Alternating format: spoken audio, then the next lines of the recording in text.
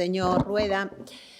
Decembro de 2024, vostede, en rolda de prensa, a Xunta anuncia un plan para reducir agardas no eido da dependencia e resolver as solicitudes en 6 meses. Maio de 2025. Os tempos e a lista de espera en dependencia aumentaron. Fronte á súa propaganda, a dura realidade. E aí están os datos, señor Rueda, oficiais, os seus.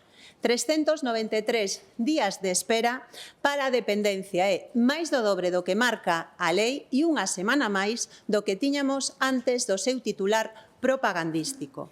2.874 persoas agardando por unha valoración de grao, por a resolución das axudas ou pola efectivización dunha prestación a que teñen dereito. Mire, dende que empezamos con este plan de choque, nos recoñecimos que había un problema.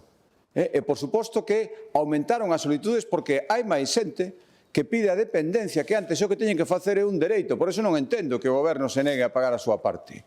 32.000 expedientes resoltos dende que pusemos en marcha o plan de choque. 3.000 no último mes. 3.000 no último mes. 3.000 persoas que se incorporaron xa están valoradas e poden empezar a recibir as prestacións. Por lo tanto, fago aquí un recoñecemento a todos os funcionarios que están traballando para que ese plan de choque sexa unha realidade.